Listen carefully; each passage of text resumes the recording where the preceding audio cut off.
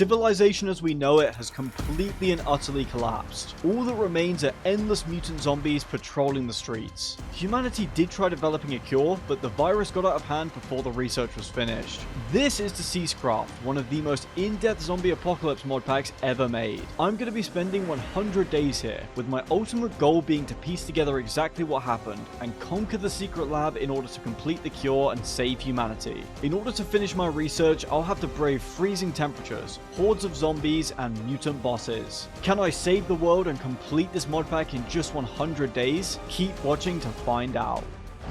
Hello everybody, let's get started with our new lives as zombie apocalypse survivors. We do start off with some basic supplies, some bread, some water, some plasters, and some blue and red chalk. We can draw a little smiley face on the floor, although this looks kind of creepy to be honest. Anyway, we should get started with foraging for some supplies. There is also a very short grace period from the start of spawning in, so we do have that going for us at least. Also, if we check the quest book, there's a few free things that we can claim, such as some leather boots. We can get some bonus plasters right here, as well as a lunchbox, which is going to give us a random food item. While there's still daylight, we're going to want to loot all of the nearby houses, and then we're going to try and find some higher ground. That way we should at least be decently protected when the hordes start to come out on the very first night. Also, this is the worst designed house ever. How is the mailman supposed to get to the box here? And there's already a spawner in this room, so we're going to break that as quickly as we can. There we go. Honestly, this is a really nicely decorated house. I shouldn't be admiring interior decor though. I should be looting. Now, we can't actually open the chest here because we've got to break the blocks above it. Okay, lovely start. We've got ourselves a backpack, some kitty slippers. We've also got a butterfly knife and a few gold ingots. This thing attacks very, very quickly, but I doubt it does much damage. We can get our kitty slippers equipped, although I don't actually know if creepers spawn in this mod pack, because it is a zombie apocalypse after all, so a lot of normal Minecraft features are disabled. Also, if you take a look at the green character in the bottom right part of our screen, that's the health of each of our body parts. Because I fell down the stairs, our right foot has already taken a little bit of damage. I take full damage all the time whenever I play Minecraft, so I'm going to need to be really careful. It does seem like there's lots of food available. Right now, we're robbing a sushi restaurant. Anything in the fridge here? No. We have got some bags of rice, so we'll take those. That's a good zombie apocalypse survival food. And we also have a chest here. And that is giving us a bunch of tomato sauce plus some coal. Oh, and there's another chest over here. I don't know how I missed that. Seems like lots more food, which is always welcome. I definitely want to set up a proper tech-themed base at some point in this video where we've got automated food and all the necessities we could ever want. We're also already getting pretty thirsty. We're going to have to watch out for that. Here's our next house. And apparently this is a horde building where zombies are going to show up rapidly. Oh god, yep, they're already showing up. Let's see how quickly we can dispatch these guys, although one of them seems to have about 20 health. I think we better just run, to be honest. Oh, what is that thing? Oh my god, no, please, no, just let me live. I've barely survived 5 minutes. No, everything's broken, and we're dead already. As you can already tell, this mod pack is rather difficult. What is this one that's so fast? He's already sprinting straight at us. I just want to get my stuff, man. And yep, we're cooked. We're gonna die again. I know we're gonna be able to get our stuff. We just gotta persevere. If we hop to the trees like this, and now we should just be able to sprint over to our stuff and grab it. Come on, come on, come on, come on. No, it's the running guy again. No, and we're gonna die. Yep, we're cooked.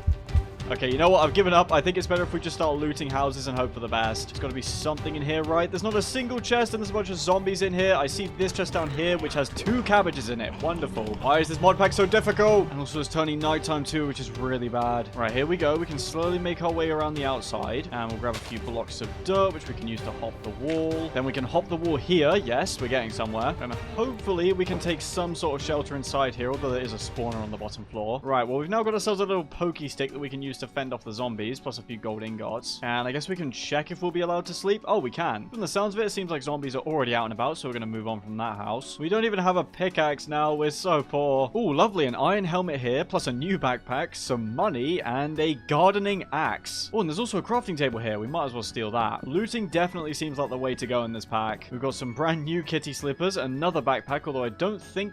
Okay, we are allowed to carry more than one. I didn't think we were going to be able to. And we've also got a hockey helmet here, which gives the same defense as our iron one. We might just be able to jump down like so. There we go. I'm also moving really slowly for some reason, which I think is a zombie debuff. Here we are. We've made it to our old death. We can finally get our stuff back. And we also have our water bottles back, which is lovely. We can also use our plasters on our right foot to patch it up. It actually turns out carrying multiple backpacks gives you these slowness 5 effects, so I've tossed one of them onto the floor. We'll go ahead and bust into this building here, because I bet there's some good loot. Looks like this was a hotel of some kind, and it actually has a service bell that we can ring. Hello, service, service, service. service. I want breakfast in bed. This is the part where I get jumped by an entire city's worth of zombies. First chest here, we've got some energy pipes, some cables, a camera monitor, and some paper. There are a bunch of bookshelves here, but I'm sure that enchanting's been disabled because that's not very zombie apocalypse-like. Seems like there's pretty much a chest on every single floor here. I recognize these items right here. They're needed for an automated storage system. Even the little drawer things have items in them. That's awesome. I'm definitely going to obsessively check everything now. Honestly, this building doesn't seem like the worst spot to just set up as our main base for now. Ooh, we found our first diamond. That's lovely. Oh god, okay. What is that thing? Why is it on the ceiling? I do not like that at all.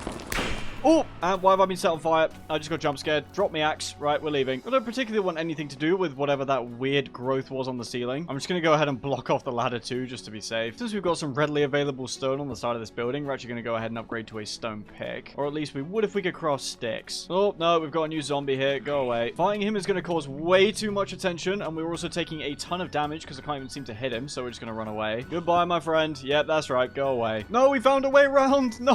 Why is surviving in this pack so difficult? We've already got one of those weird spore guys chasing us. We should just be able to jump up here. There we go. And then we can get on the roof. This is not fair. How are we supposed to survive this? We're definitely going to need to collect ourselves plenty of blocks, although we can't even afford to do that. We're just picking up stairs. Tomorrow morning, if we're still alive, I want to go check out that apartment complex. We are absolutely in the trenches at the moment, just building from house to house to try and get some stuff. High ground is definitely the place to be, given the zombies' love for just surrounding us. Oh, we can't even craft that stone pickaxe anymore because I had to use the cobblestone to block that guy off. Oh, it looks like we can sleep at least, so that's nice. And that also heals our body parts up to max health again, which is really welcome. We've got lots of slabs on the top of this roof that we can harvest, and then we can start bridging our way over safely. There's already another of those super speedy guys down there, which is exactly why we're doing this. He's already found a way up. Oh my goodness. The zombies are genuinely relentless. I think we've looted this chest before. Yes, we have. Once you've got the attention of one zombie, it feels like the entire city's bound to show up only moments later. Fortunately, this section up here seems relatively clear. And now we can start raiding the apartment complex. Oh, no, no, no, no, no. How have you gotten here? Go away. Get out of here. Please just die. Just die. Thank you. How did he manage to chase us all the way up there in the blink of an eye? It seems like this area maybe isn't as safe as I thought. Honestly, the lack of blocks is what's making this really tricky at the moment because we don't have any resources to pillar up or block the zombies off. Oh, and my screen's gone all hazy. That's probably not good. Oh, and I think this guy's the culprit, the Weezer. There we go. I've put a little distance between us and him and our screen's gone back to normal. And I've also been forgetting to check the skill tree. There's 4 different areas we can improve: combat, defense, spelunker, and athlete. I believe you earn points here by just doing the thing. So for example, we have 2 points in defense because we've been taking a bunch of damage. And now we're already faced with some pretty difficult choices. Do we go for plus 10% cold and heat resistance, some extra health, or extra armor bonus? I think for now we'll just go with an extra bit of health. And then for the athlete category, we're absolutely just going to go straight for movement speed. Oh, we've got some beef stew here. Lovely. Oh my god, he's gotten inside. How has he managed that? Nope, nope, nope, nope, nope. No thank you. No thank you. We also have to check the map to see if we can spot any red H's because those signify a hospital and those are full of useful supplies. Because don't get me wrong, tomatoes and mutton are nice, but they're not going to heal my broken left foot. We've got a trusty knife in here, which we may as well take because it does almost the same damage as our axe, but attacks way quicker. It's nice and quiet up here, which I really appreciate because the groans of the zombies are already starting to get to me. So many meals in this place. Someone was absolutely cooking up a storm before they probably got infected by a zombie and lived a horrible life. Here we are. We've made it to the very top, and unfortunately, this place doesn't have a super flat area like that other building we were in. Oh, look, there's the Weezer just going about his day-to-day activities. I'm trying to see where would be best to set up because we have so much useful stuff right now. I really don't want to die, so we might just have to use this as a temporary base. That being said, this bit is exposed to the elements, and we do have to worry about our temperature, so I'm thinking we go to the floor below. All we got to do is absolutely strip the place bare of all of the stuff that's inside. We've got some rather destructive renovations going on here. I wonder if we can refill water bottles from a sink. No, we can't. That's a shame. Oh, and there was actually a hidden zombie spawner down here. That would have been a nasty surprise. That does make me wonder, though. There's probably zombie spawners hidden in every single floor of this building, so we're going to have to clear those out. Having said that, though, let's get our basic essentials set up here first, like a bed and a crafting table. Oh, okay, brilliant. Last time we slept in our bed, I must have forgotten to pick it up because we don't have it anymore. That is really rough because I was really banking on being able to set our spawn finally. I'm scavenging some resources from the lower floors because there is no way we can head out right now out in the middle of the night. It wouldn't hurt to get set up with some basic storage organization right at the very beginning, just to make our lives easier. I've organized everything as best I can, given our very limited amount of chests, and I'd say it's turned out pretty well. The torch crafting recipe's actually been changed in this mod pack. We need wool in order to light the torches. Well, that's going to be tomorrow's objectives, finding some wool, plus getting ourselves a bed so we can actually set our spawn here. Also, our temperature doesn't seem too bad at the moment, but I definitely wouldn't mind having some heating in here. Since I have to kill time until morning, I'm just going to read through the quests and see if there's anything that sticks out. This right here seems to be the main quest line of this mod pack, with the final objective being to craft the ultimate cure for the zombies. I guess we can have a quick read right here. Even as the world was consumed by the infection, many that have received stockpiles of the cure managed to hold out for a time. The survivors quickly realized though that soon even the cure was not good enough to save them from the horrors that would emerge. Rumors tell of a way to replicate the cure hidden in the radioactive waste, but a long journey lies ahead. Craft a gas mask or find them in hospitals, but beware as they will only last for so long. And we also have this quest right here. We need to find ourselves 2 golden apples. In order to have a hope of creating the cure, you must first understand the nature of the infection. Gather enough golden apples through looting hospitals. A new day has dawned, but unfortunately since it's pouring with rain, more zombies are going to spawn. We can't just stay holed up in here forever though. We've got to go out and improve our situation. Oh my word. Okay, well maybe we'll be staying inside because there's a juggernaut of a zombie just hanging around outside. Oh my goodness. That is a lot of enemies down there. Okay, here's what we're going to do. We're going to salvage the blocks of this building and then start making our way across by bridging, because running around in the city is an absolute death sentence right now. I cannot wait until we have a better pick because this wood one is so slow. That reminds me, actually, we should try and get some saplings and some dirt so we can start our own tree farm. The less time that we spend in this place actually dealing with the zombies, the better. That guy right there must be at least 5 blocks tall. I'm trying to salvage what I can without leaving too many open holes because we obviously don't want zombies being able to clamber in. I wonder if there's any chests we could easily snatch from this building. Nope, there's just a spawner here and nothing else, so we'll head back. We of course got to make sure to actually break the bridge as well. We do not want to leave that intact, and that's the exact reason why. Okay, there we go. At least the sky's cleared up now. Can we make this concrete we've been collecting into slabs? Yes, we can. It looks like this will be the easiest building to get to from our current position. I've just remembered we absolutely want to be using lower half slabs here so that zombies can't spawn on them. Although honestly, knowing this mod pack, I really wouldn't be surprised if the zombies managed to just spawn on these anyway. Look at them tracking us despite the fact we're about 50 feet above their heads. Right, we've made it across. Let's get rid of the spawner, of course. And here we have the maintenance tunnel. While we're here, actually, we'll make sure to break these cobwebs so we can get string for plasters. And now let's see what this building actually holds. And I really do not want to get jump scared by a random zombie, so I'm very on edge right now. There is a block of iron sheet metal right here, so we'll take this just in case it's used for crafting. Oh, okay. No, there's nothing you can do with this block. Thank goodness we found ourselves a new bed. Plus a pipe wrench in here, which we could keep as a backup weapon. Oh, lovely. This chest of drawers has some torches for us. I really want to know what we can actually spend our money on. Although, actually, now that I think about it, it's probably used to trade with villagers. Like all the other structures in this place, almost every floor has a zombie spawner, so I'm having to be really careful. Here we go. Here's this one that we'll get rid of.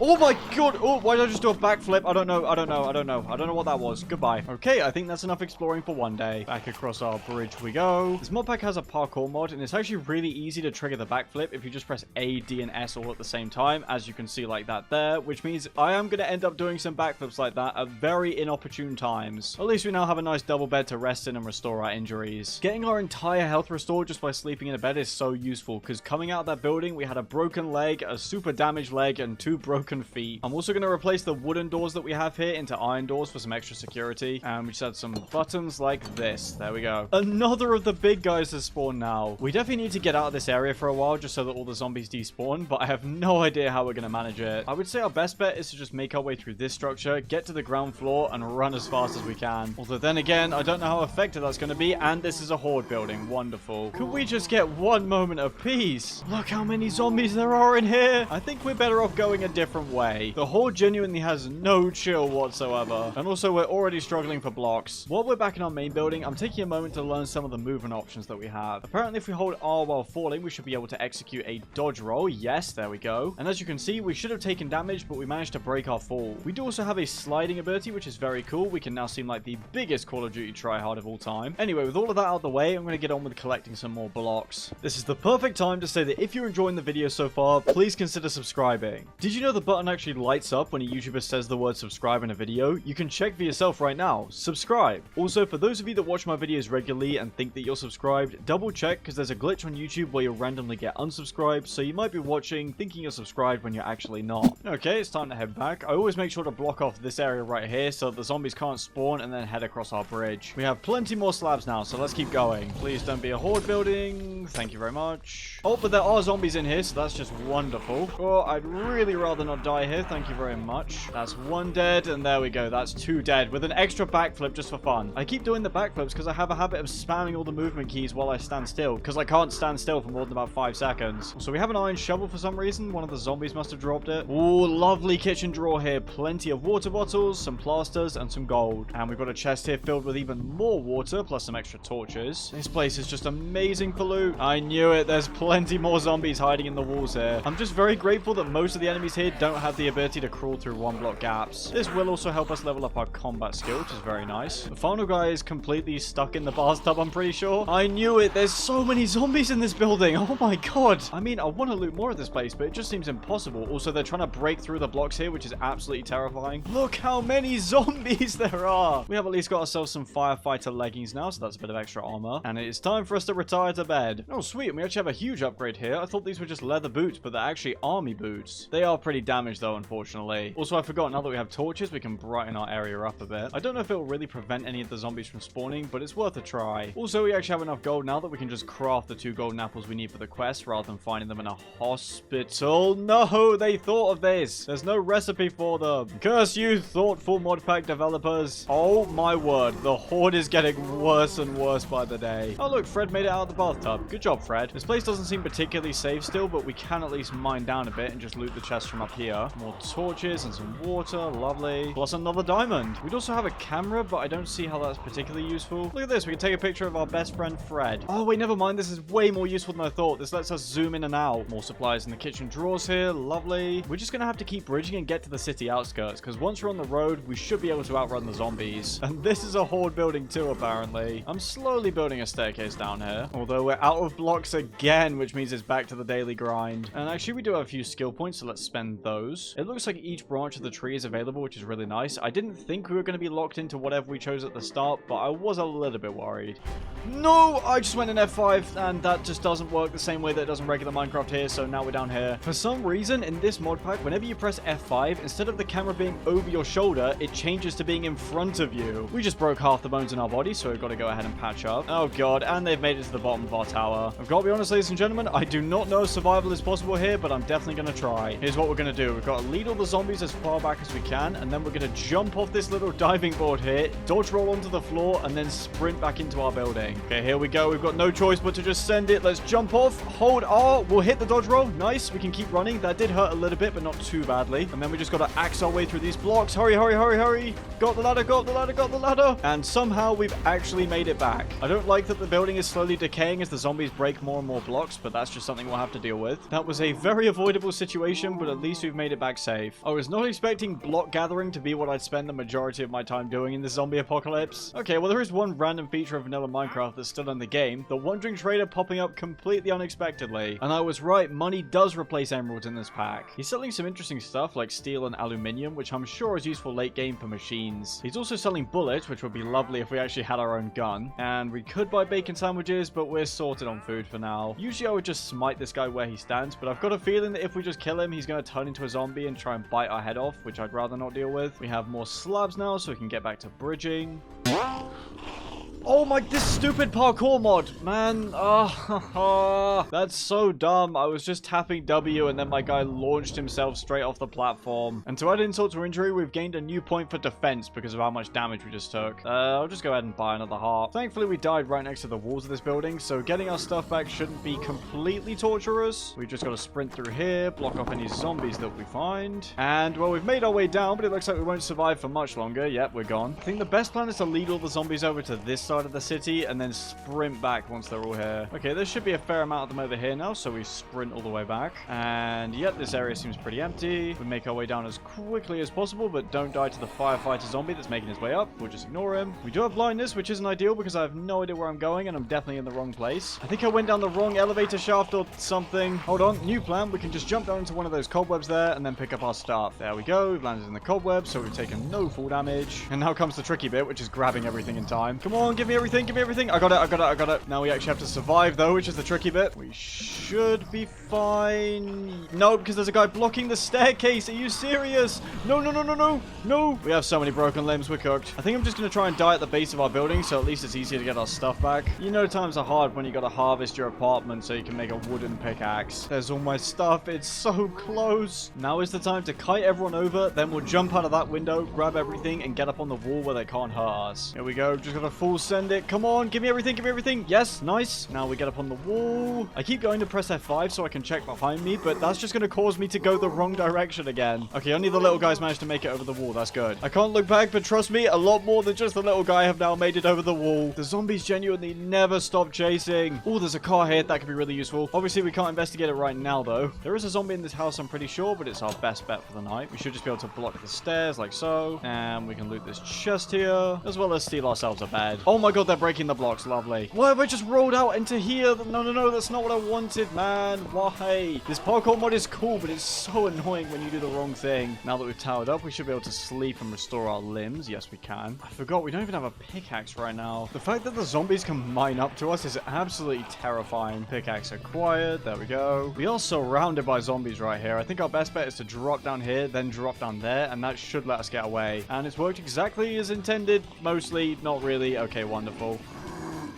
Oh, no, you can break entire trees with just one block. I didn't know that. I thought we were just going to get one cube. Although the benefit of this is that now we have an absolute ton of blocks to work with. I'm listening to the Plants vs. Zombies soundtrack right now, and it's slightly helping with the amount of rage this mod pack gives me. It's definitely helping me stay calm right after a dodge roll right into the loving embrace of 50 zombies. No, why does this have to be a horde building? No, no thank you. No thank you. No thank you. No thank you. No thank you. No thank you. No thank you. We've taken damage in so many different areas, but we barely have any plasters left. I think I'm just going to have to wait out until night so we can sleep. I've got our home marked with a waypoint now, so at least we know where to go if we need to head back. I'm pretty sure these guys are mining up, so I'm just going to stay here on a little pillar. I've slept and everything has been reset to full, with the caveat that, of course, there's a whole bunch of zombies lurking in the building below. Our best bet, like usual, is just to make a run for it yet again. Now, there is yet another car here, but I don't think it's drivable. No, it isn't. I mean, I want to stop and look and investigate it more, but there's just so many zombies around. Still no sign of a hospital yet. We have got some more water here, thankfully. Although the zombies are already showing up. Oh my god, it is terrifying when they charge at you. We have found our first iron ingot right here, which is lovely. And another one in here. Plus some money blocks. We're rich. Oh yes, we've got stacks of cash. This is officially my new favorite block. I don't know why there's so much paper around, but I just keep taking all of it. Yes, we have enough iron to make an iron pickaxe. We're jumping straight from wood to iron. Oh, we've got an extra diamond actually, so we could just craft a diamond pickaxe, I'm pretty sure. Yeah, it looks like the recipe is the same, thankfully. We've got some more money blocks, plus some more gold and money, and even more money blocks in here. We'll straight away go ahead and craft ourselves a diamond pickaxe. That seems like a no-brainer. And an iron axe wouldn't go amiss either. Honestly, if you're able to find a quiet part of town like we've somehow managed to find by some miracle, it is so easy to actually get good loot. I should stop talking because as soon as I said nice and quiet, we found a horde building. Can we just pick up this card? No, we can't. I don't know how we're going to actually use this. Oh, this is another horde building right here. Why? Get me inside. Thank you. I do not like being inside these buildings at all because there's only one block worth of space, which means we're very exposed. Yeah, we're already getting surrounded up on the roof here. That is not what I want at all. I think we just got to build to save our lives. Come on, but these are all slabs. I can just about spot a villager in that building. We need to go there. Oh my goodness, it's a real villager. Thankfully, this mod pack actually allows you to carry villagers around, and I've just spotted there's two, no, not even two, three spawners in the ceiling, so I'm getting rid of those. Where's the villager gone? Wait, he just walked out the door, I think. Also, if I miss one hit on this zombie, I'm gonna die. No, no, no, no, no, no, man. Why? Why? No, no, no, no, no, no, no. Okay. The villager's being killed by zombies downstairs, I'm pretty sure. Oh, that is absolutely heartbreaking. Villagers just do not have a single ounce of self-preservation in their bodies. And we just got all that money too, so we would have been able to buy useful stuff off of him. That is so heartbreaking. I am praying that we get a good sleep tonight because we have taken a lot of damage. We have another skill point for movement speed, which is nice. No! Oh, I'm dead. I'm dead. I'm dead. I'm dead. I'm dead. Awesome. All it takes is one double tap of W and your character just launches themselves. It's so frustrating. I think we're just cooked until morning when we can actually go back and retrieve our stuff. For now, I'm just going to try and get back to our main skyscraper. Going back to square one is always the absolute worst. At least we get to keep all our skills when we die, so we are getting marginally stronger. We finally have another skill point in damage. We're going to go for plus 2.5% melee damage. Enemies just keep randomly spawning in this room too, so I'm dead again. Home is so close and yet it's so far. I'm switching to post commentary for this section because the same thing happened over and over again. I would head over to my stuff, die in the process, and repeat. Sometimes I didn't even get close. It felt like no matter what I did, something would go wrong and ruin everything. Eventually, I finally got lucky enough to grab my stuff without any strong zombies spawning nearby. I started looting again, but quickly got swarmed and had to make a run for it. I found myself on top of this building, which turned out to have some really useful loot. Every single floor was full of chests and useful contraptions, and I made sure to fill my pockets. The ex-workers didn't seem particularly happy about my blatant thievery, leading me to vacate the premises. I had a very close call with this zombie right here, which easily could have started another loop of dying over and over while trying to get my stuff. I continued to hop from building to building, with the police stations offering by far the best loot, as well as plenty of barbed wire. It was in one of these that I found our very first gun, the M4A1, although it didn't come with the correct type of bullets. I shacked up in a hotel that was identical to the one our base was in, at which point I had an idea. Why not build a giant sky bridge that takes us all the way back home, completely avoiding the dangers down below? It took many resources to make as we slowly inched our way back to safety. This seems like the perfect point to set a like goal for this video. I'm thinking we push the boat out and go for 5 likes. Now that is a lot, so we gotta all go push the like button right now so that we can reach that grand total of 5. Anyway, the final police station I stopped at turned out to be a horde building, but fortunately I had a trick up my sleeve. The zombie AI is programmed to stop at nothing to get to you, which means they completely ignore barbed wire as they desperately try to consume your flesh. With the zombies dealt with, I limped my way back home, finally able to set our spawn back to normal. Alright, that is the end of the post commentary, and I am very glad to be back home safe and sound. Plus we now have our beautiful sky bridge that we can use at any point in time. I am determined for us to find a hospital somewhere, plus we need bullets for our 2 brand new guns. That's right, I found a Glock as well, and I also want to go ahead and find a villager so that we can finally get some trading done. I definitely wouldn't mind finding a place to set up a proper base so that we can actually set up machines and stuff, because we're starting to outgrow the top of the hotel here. However, before we head back out again, we are absolutely going to collect some more blocks so that we can get out of danger. The other thing is that I kind of just need to kill time today because we've still taken quite a bit of damage that our bed hasn't healed off, so I just need to sleep. Okay, perfect. 55 blocks should be more than enough. That reminds me, actually, we need some more wood too so that we can start making double chests because our storage is starting to get very full. Okay, it's finally the next day and we have woken up nice and healthy. We haven't really explored in this direction, so that's where we're going to go. And yes, I'm going to build a bridge over to the highway because I value my life. Honestly, the most efficient way to get down instead of building a staircase would just be to pour some water off of here. Unfortunately, the closest water is this little pool here, so we're going to have to build over to this hill and then make our way down. What I wouldn't give to have Ultimine right now so that we can mine a ton of the same block at once. You know what? I do see a car down there that looks fairly safe to check out. A big problem that I'm noticing is that some of the zombies are picking up the items that we drop, which means then, because they're holding an item, they will never despawn. That would also probably explain the reason why we have an absolutely ridiculous amount of them hovering outside our hotel at all times. I've made sure that the only way to get onto the staircase here is with a jump, so that none of the zombies can follow us back home. If we slowly funnel the horde up here, we should just be able to easily kill them all. And there we go, just like that, the area's been neutralized. Feels weird to have a little bit of peace and quiet here for once. Anyway, on with the mission, we're going to investigate that car and get the water. We've got to make sure to refill our block supply too. Building that bridge took way more materials than I thought. Right, we've made it to the car now. I just really want to know, how do we pick these things up? I believe we need to craft this item, the wrench, in order to actually pick the car up. And in order to actually get the materials to craft the wrench, we need a rolling mill. So that's a task for later. Let's go ahead and nab some water from here. And it actually looks like there's an old zombified version of me running around. Here we go. Let's grab the water and leave. I really should have brought 2 buckets now that I think about it, because then we could have made an infinite water source at home. If we find some iron ingots while we're out on our trip, that's what we'll do. I just can't believe how difficult it is to actually find healing supplies in this pack. Go away, Weezer. I just want to collect some wood. We've made it onto the main road now, so let's see what we can find. It would be so nice to zip along here in a car. Mark my words, we will find a hospital, no matter how long it takes.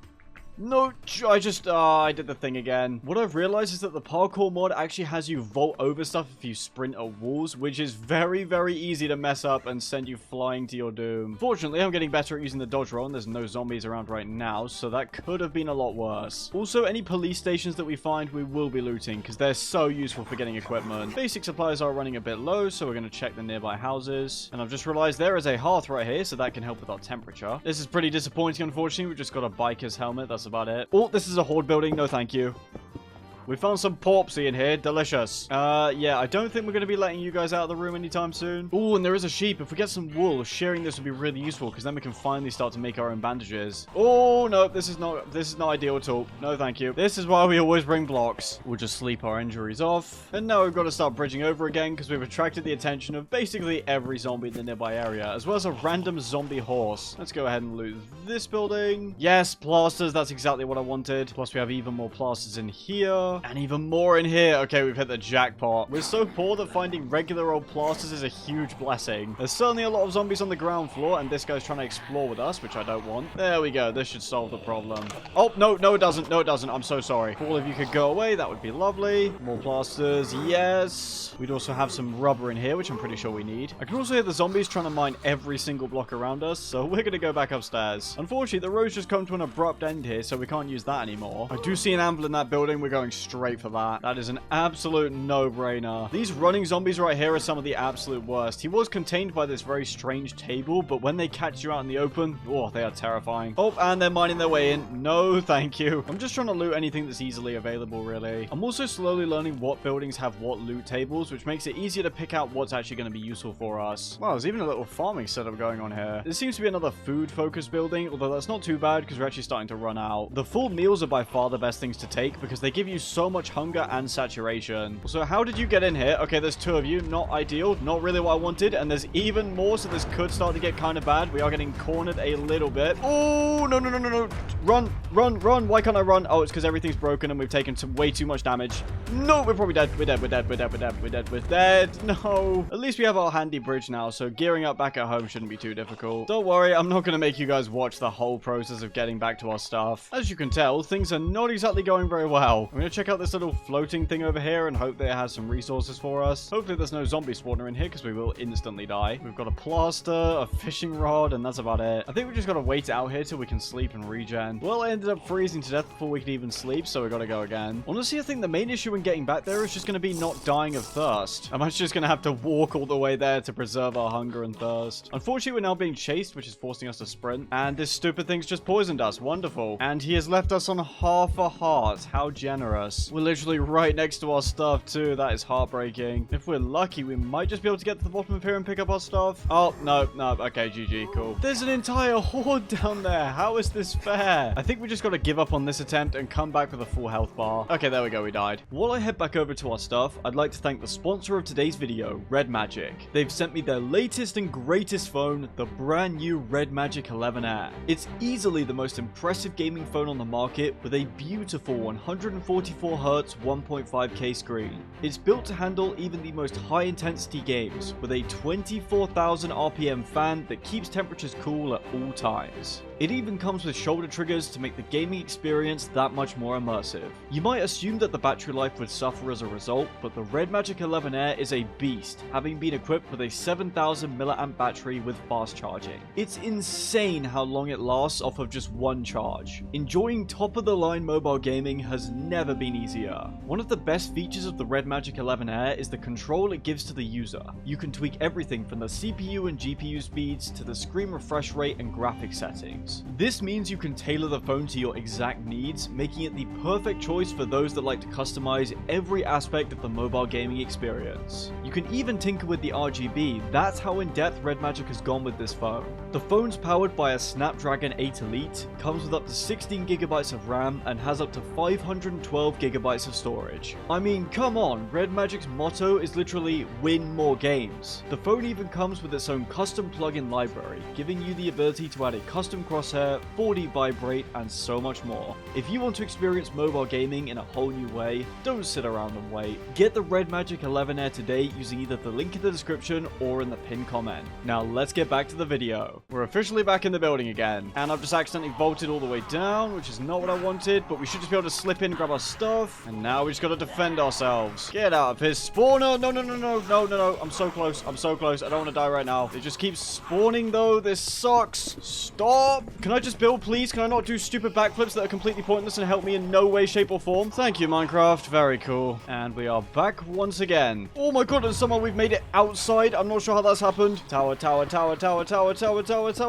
Oh my god, I was not expecting there to be this many of them. I got pretty much everything, but there's still a few things that we don't have. And we also can't sleep because of a feeling of impending dread. Lovely. Guess we're just gonna have to use some of our bandages. We don't have our backpack, which is one of the things I want to retrieve, so I'm gonna try and lure the zombies into an area that's too low for them to climb out of, and then we'll go back. Unfortunately, this city has excellent urban planning, which means they're finding plenty of staircases and accessible ways to get up. Oh, hold on, we gotta pop up. The air is quiet, the horde has stopped. Does that mean we can sleep now? Yes, we can. And also, we have some more skill points to spend, so we'll grab some extra melee damage, and some extra melee damage. We can also get some more health, and some more movement speed. Here we go. If we can get them into here, they should be unable to get out. Well, we've managed to move quite a few of them. That should be good enough. We'd also have a single mag in our Glock, which we can just unload on any zombies still left in the area. Oh, as one of these weird growth things. Please just die. Thank you. Okay, peace and quiet. Thank goodness for that. Here's our backpack. And now we should have everything. Get away from me. And that's not even enough to fully kill him. Wow. The zombies have already found us, which means we gotta vacate the premises very, very quickly. There's another highway over here, so we're gonna continue our search for a hospital. Whoa. Slow down there. Oh my god. If you don't time your attacks properly, you take so much damage. In fact, that husk has absolutely deleted our health, so we're going to just quickly run away. Oh, there is a police station over there. I do want to go to that place. No plasters in here. Come on, police station. Don't let us down. Have some good gear for us. I mean, there's a gun here, but we don't have bullets for it, so that's not particularly good. There is a grenade, so I'll try throwing that at the zombies in a little bit. There are a bunch of zombies on the lower floors, but I do want to check what this chest has for us. It should be suitably blocked off now. We've got yet another gun that we can't use. I do want to check out one of these grenades, but I don't want to end up blowing myself up.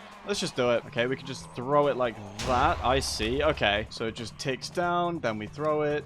And it should go boom any second. I think I must have thrown it down the elevator shaft by accident. We're now back to the daily grind of trying to find a hospital. I don't know how I keep forgetting that we actually have water now. We found a spare tactical mace. That's quite nice. Plus some boots and some Royal Canada police officer leggings. We've got a Desert Eagle right here. We have to take that because it does such high damage. Plus we have a police body for when our current chest plate breaks. And we have a few bullets that we can actually use. Oh my god, the zombies are just relentless. Don't mind us, everyone. We're just gonna grab this loot and go. The Desert Eagle does 18 hearts of damage in one shot, which means one bullet is practically enough to kill a normal zombie. Oh my god, there's ancient debris in there. We have to get that. And there's also a shulker box too. Please go away, spawner. Thank you very much. The zombies are already starting to break their way in though, which is really annoying. I want to get the ancient debris, but there's so many of them now. I guess if we play our cards right, we might be able to lure the zombies away. Okay, all the zombies have followed us over here, so now we just got to make a break for it. Give me the ancient debris right now. We've probably got about 20 seconds before they come racing up the stairs to kill us. Yep. They're here. Alright, somehow we've actually just managed to get away with that. I also managed to grab 2 shulker shells from a chest, plus some hoglin hide. And we also have a shulker box now, plus some ancient debris. It's just open ground after this part of the city, so I'm thinking we get back on the road and see what else we can find. Somewhere in this area, I heard a villager going, "Har." Oh, hold on. Is that him or is that a zombie? How did you guys get up here? Go away. This is a good opportunity to test out our brand new Desert Eagle, which I've just missed the first bullet of. There's one. Okay, it does quite a lot of damage, but the zombies do have a lot of defense. Okay, never mind. It's hardly unlikely the villager's in that building, because I can just about see the outline of a Weezer. But that, of course, begs the question of whereabouts this villager actually is. Also, I've just realized I missed a police station right here, so I'm gonna go loot that. And this is a police station too. Hey, nice. More bullets for our Desert Eagle. Oh, no, and I've just fallen straight into this room. That's not what I wanted at all. Hold on, we gotta bring out the Desert Eagle. Save us. Come on. Having guns definitely makes this a lot easier. Here's the next police station. Go away, please. Thank you. We've got yet another the tactical mace here. And that seems to be pretty much it, unfortunately. Oh, hold on. I do see a villager in there, but he's trying to run away from that zombie. I think he's a lost cause, maybe. I don't know. Oh, yep. And he literally just died in front of my eyes. Wow. Why do we have to get shown a villager and then have to see him immediately die? Next to our water bucket, we can just go ahead and do this in order to get back down. Although, having said that, all of the zombies are just going to get onto the road, which is not what I want. It's fine. We can just build our way across. All right, there we go. All of the zombies should be underneath the bridge now. Huh, okay. According to the map, this is just the end of the city right here. Looks like we'll have to go a different way, although I'm not going to pass up the opportunity to collect some free wood. And the zombie horde's already caught up to us. That is insane. They are relentless. We can go ahead and go to the left here and explore this side, whatever's lying in wait here. Hopefully, a villager who doesn't get himself killed in 0.3 seconds. Wait, this tunnel just goes to nowhere. Unless it's just blocked off or something. Okay, yeah, it seems like that's the case. I don't know what's happened here. A random hill generated in the middle of this tunnel. And this road leads to nowhere too. I guess we could try the subway tunnels maybe? Although before we do that, I'm going to have a quick look around this apartment. Hey, and this is why we've already found some bullets. Oh, we found our first proper bandages too. Lovely. And there's even more bandages on the next floor. I don't know if the loot gets better and better as we head further out or if it's just a coincidence. Oh my god, and there's a villager in that next building. What is our luck right now? Come here right now before you get yourself killed. Look at that. We can just carry him around in our inventory. We finally have our first villager. I was not expecting him to just show up on the top of a random rooftop, but I will happily take him. All we need is a second one and we can start breeding them and having infinite villagers. Oh, we are getting swarmed on the stairs a little bit here, which is not what I want. And also I'm getting stuck because there's no block there. Good job we have bandages now to heal ourselves up. There does seem to be quite a lot of zombies showing up in this building now, so we'll move on. Honestly, this area as a potential base location might not be too bad. It's a very small section of city, which means not too many zombies should spawn, and it's also very flat. Let's go ahead and swim over here. I'm sure that the loot gets better the further out you head, because now we're finding bandages in pretty much every chest. We've just been getting absolutely no peace lately. We have reached a really long main road, so I'm going to go check that out and see if it leads to anything. Even the turtles are aggressive in this mod pack, so we need to keep watch at all times. We do now have 4 entire magazines for our Glock, which is lovely. Also, it looks like the city continues along this way, so that's where we're going to head. Collecting a bit of wood wouldn't be a bad idea either. Oh god, I hate these guys so much. Let's go ahead and take shelter in here for the night. And we can also check it for loot while we're here. Oh my, that just jump scared me so bad.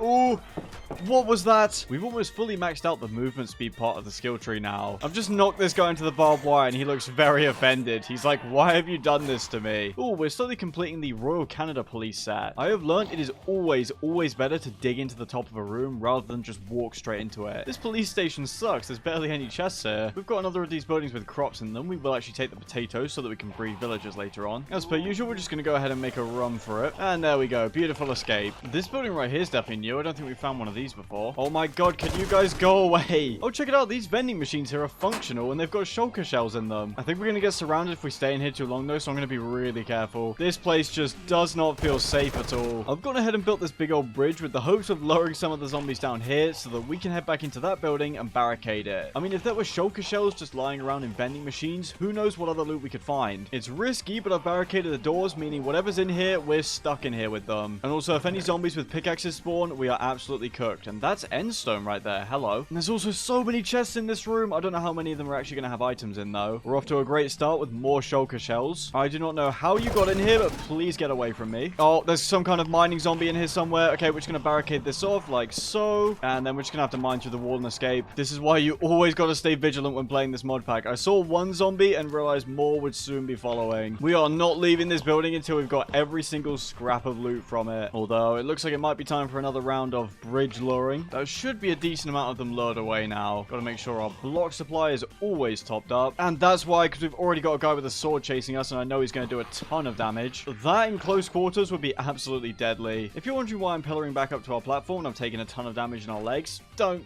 ask. We have more than enough string now, so we can actually go ahead and craft some wool, which we can then make into a sleeping bag. It's the next day and we're fully restored, which is lovely. We should be able to get a bit more loot out of this place before another bunch of zombies shows up. Hey, we just got the trophy for opening 100 different chests. I did also notice this place has some kind of basement. Oh, hold on. It's a parking garage and there's a ton of zombies in there, so that's an absolute huge no. No, thank you. Pretty sure we've gotten everything from here that we possibly can. That's a zombie bear thing. Go away. Looks like heading into the next town over is our best bet. And then I think think it'll be time to make the trek back home and set up a proper official base. Just gotta run out of here. Currently being chased. Nope. No thank you. I picked up the endstone because I thought it would have some cool niche use, but it doesn't look to be the case. Feels like every single building we're running into at the moment is a horde building.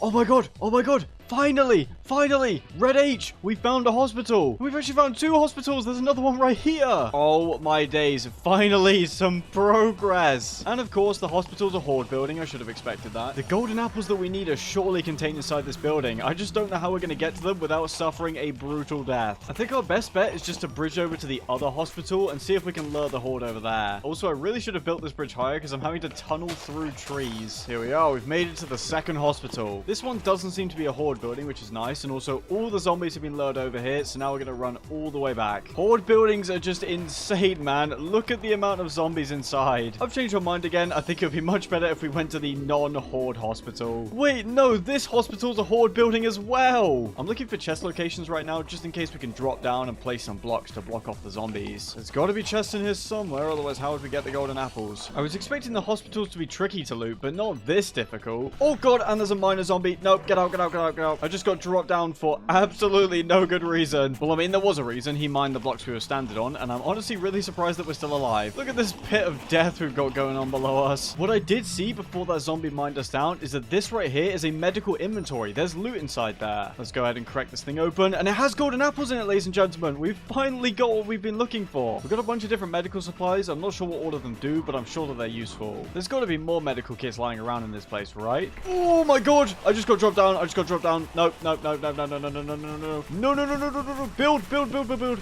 Oh my god. Okay, we're fine. We're fine. We're fine. The main issue is zombies spawning on the roof here and knocking me off while I'm trying to mine into the hospital. We're not having much luck with this hospital, so I'm going to go back and try the other one. If we're in luck, the medical kit should just be on the wall around here. And yep, there it is. I see it. I keep trying to mine in, but zombies keep spawning on the roof right next to me, which is making this really difficult. If we just drop onto this block right here, we should just be able to grab everything. There we go. I do want to go ahead and grab this specific chest right here because it looks very easily accessible, and then we're going to get out of here. We've mostly got what we came out here for, minus an extra villager, so I think the best plan is just to head back home and reset. Anything good in here? Not particularly, but that's fine. It is a 1600 block trek back home, so I can already sense this is going to take a very long time. I did hear a villager somewhere in this area, and I would love to know where that's coming from. We have got a few more police stations to loot along the way, and I'm also going to make sure to grab tons of barbed wire, because we are absolutely going to be using this to reinforce our base. Oh, and all the zombies are already arriving. Wonderful. We just need to kill the mining one here, and then we should be fine. Now we can actually get to all the loot. We've got the next police station right here. We've got to craft ourselves a new diamond pickaxe, because our old one's finally given out. More loot to steal in here. That's lovely. I can't hit that villager anymore, which means he's most likely dead. I think if we can break our way into the subway tunnels, we'll have a clear shot back home. Well, we might as well just go for it. We just got to break our way through the top. There we go. And now we run. Got to make sure to keep our Desert Eagle at the ready, because we never know when a zombie might spawn. Honestly, the train tunnels seem really, really useful. I mean, there's no zombies around. It's well lit. This seems like a no-brainer to use in the future. We're effectively getting to just walk back home for free. Let's craft up a new shulker box, and then we are going to have to peek our heads out right at the end here, just because we've completely run out of food. We're likely not going to get a warm welcome out here, so we do need to be careful. Here's a gas station that we would be able to raid if it wasn't a horde building. And of course, we're immediately getting jumped. Ooh, no, this might be it. I think this is definitely it, in fact. Build, build, build, build, build, build, build, build, build, build. We need to gapple right this second. Come on. Okay, okay, okay, okay. We're alive. I can't believe we've run out of food right at this critical moment. We can at least drink some porps here, which is going to get us a little bit of hunger back. Thankfully, we can also sleep off some of our injuries. Come on, chest, please have some food for us. Great. There is this residential building right here. That's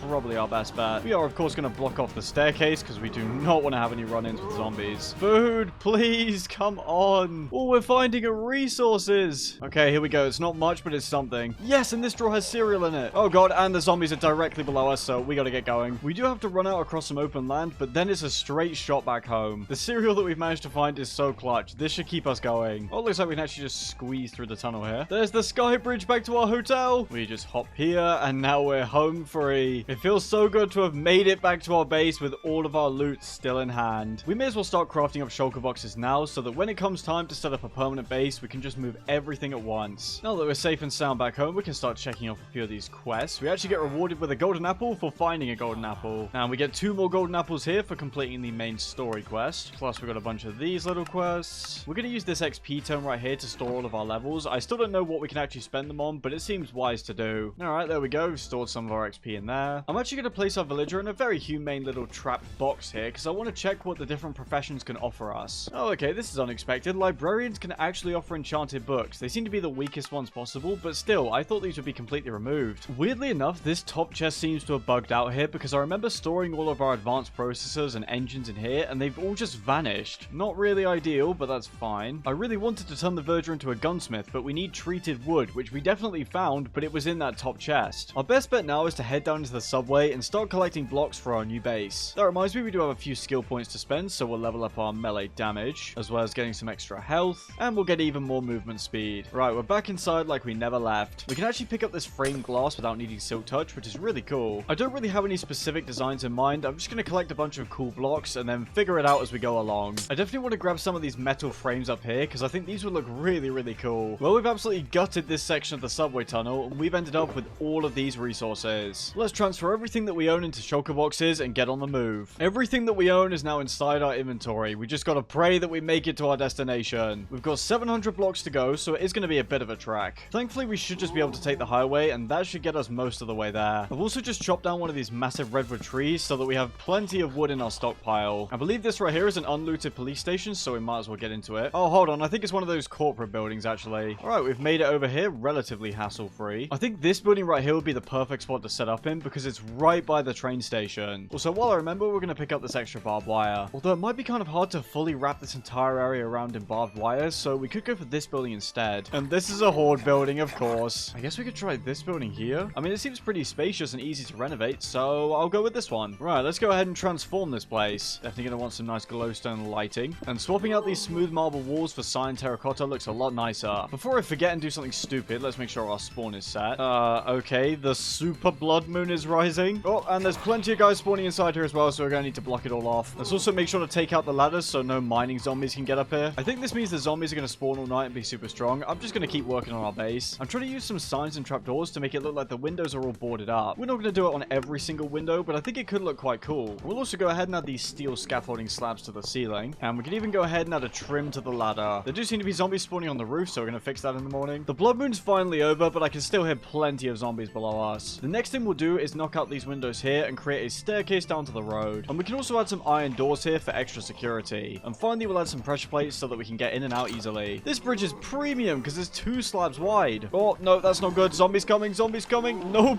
We could have very easily been knocked off this bridge straight into that pit of death below. Oh my god, why are there so many of them? We should be safe to build a staircase right here. Unfortunately, we have run out of smooth marble right at the end here, which is pretty heartbreaking. They're all mining through the road. Stop. Oh, and a zombie just spawned right on my head. Wonderful. These crawling guys are the worst because they have such a tiny hitbox. We do, of course, have this little jump here to actually get onto the staircase so that the zombies can't use it. Okay, I am very glad that we made this jump to get onto the staircase because they are really trying to get up to us. I would at some point like to make this 2 blocks wide all the way down. I was just trying to set up some ladders inside our base again, and I've already managed to let some zombies up. We are blocking this right off once again. Get off my ladder. We get no peace around here. We're gonna have to sleep outside in the rain because there's just too many zombies below us, and that guy's chasing us. Wonderful. I don't know if light levels actually stop zombies in this mod pack. I'm pretty sure they don't, so I'm just gonna slab up the entire roof. This looks really bad, but it should all be zombie proof now. Now would be a good time to set up a proper storage system, which can go right here. All my chests are currently Christmas chests because I'm recording this the day after Christmas, but they should return to normal at some point in the recording. I've just spent the whole day sorting all of our items from these shulkers into our chests, and I've just realized our backpack's still full, so I've got to go ahead and sort that out too. Okay, everything's actually sorted for real this time. I'm still having to sleep outside, which is very annoying. I do want to go ahead and craft the wrench for the car mod so we can get our own vehicle, but we don't even have the 4 iron required to make this. In terms of food, it looks like we've got a decent amount, but honestly, we are one bad day away from starving to death. We're definitely going to need to go on another supply run for basic resources. I'm going to go ahead and leave a marker for our new base because I've just realized I've forgotten to do that. The final thing I want to do before we head out is reset this verger's trades and see if mending is actually available. It's an enchantment that you want in every single version of Minecraft that you play, whether that's a mod pack or just plain old vanilla, but especially in this pack because our gear just takes so much damage. I've just checked the wiki to save myself some time, and it turns out villagers can sell mending, but they only have a 25% chance when they're at master rank. So for now, we'll stuff this guy back in the chest where he belongs. We can go ahead and use the skill tree to buy ourselves another heart, which is rather nice. It's time for us to once again head out and see what we can find. Oh, no, we're dead here probably. Nope, we survived, we're fine. Starting the adventure off wonderfully by falling directly off a building. If we didn't dodge roll there for the landing, we definitely would have died. If we just kite all the zombies into the water here, here, we should be able to get away. Alright, well, here goes nothing. Let's just send it. I did just want to go over here and loot this area, but since there's so many zombies still chasing us, we'll head down into the subway. Finally, some peace and quiet. Wait, are you kidding me? There was a hospital over here this entire time. We found this area so long ago, and it turns out there was a hospital probably 200 blocks away. Well, that is just an absolute scam, if you ask me. We found the train station here, so let's just make our way out. And these are the buildings I was looking for, these restaurant type things. Although it's a horde building, wonderful, so I guess we're not eating. Honestly, the worst possible thing to find this mod pack is the building you've been looking for, and then seeing that red pop up that it's a horde building. Historically, we've had pretty decent luck with apartments, so I'm hoping we can find what we're looking for. Well, I wasn't expecting there to be a tree growing through the middle of the apartment. Bandages are very nice. We seem to be finding more of them lately. And let's be smart here and whip out the sleeping bag. Here we go. This is more like it. We've got plenty of supplies here. I'm going to have one of our shulker boxes solely dedicated to whatever food and drink we can find. There's a zombie in the living room here, which is pretty ironic if you consider the name of this room. And also, that is a classic dad joke, and I will not apologize for it. We've got more chips, some melon juice, some minced beef, and some fruit salad. Honestly, my Minecraft character in the middle of a zombie apocalypse eats healthier than I do. There's a restaurant building right there with a police station right next to it, so that's definitely our prime target. Although we do seem to have attracted a rather unwanted crowd. Here we go, there's plenty of food in here. Our food supplies are already looking so much better. It's time to head over to the police station next. And while we're here, we'll of course make sure to pick up all of the barbed wire. Oh, hold on, I was just grabbing some bullets from this chest, and I found one of the things related to the story. We have research paper number 4, which we can't read, but is needed for a quest. There we go, look at that. We've got one of these pieces of information here. We've got to gather information for residential, mega tower, hospital, and military. We should be able to easily dispose of all the zombies inside. Honestly, a lot of the zombie types are really annoying, but the army guys are especially irritating because they have a ton of armor. Even with our tactical mace, we're barely doing any damage to him. Alright, finally everyone's dead in here. And we have ourselves probably the worst police chest I've ever seen. I've also found out from watching someone else play this mod pack that there's a secret vault at the bottom of the police stations. Not this bit here though, these are the cells, and it looks like they're pretty full of zombies. Here we are, right at the bottom here, we're starting off with 9 blocks of iron. Hey, put my iron down, that's mine. I'm just now thinking about the amount of police stations we've looted without collecting the stuff at the bottom. We've got a chest here with loads of bullets, plus a spare tactical mace that we can use to repair our current one. Then we've also got this vault right here, which has gold and surprisingly emeralds. I don't even know what these can be used for, given that villagers only trade with money, but we'll pick these up anyway. I love that we can just sleep right in front of this zombie. He clearly wants to eat our brains. There's another hospital in this place too. That is ridiculous. Unfortunately, we are actually going to have to pay it a visit because we need to find the hospital transcript thingy so that we can continue with the story. I can also hear a villager somewhere, so I do want to check on him. Secret strat for the police stations is just to mine this block right here. There's sometimes a chest behind it. It saves us having to go inside the room. There we go. See, we've got ourselves a chest. And of course, it completely sucks. As always, though, we've got another vault to loot.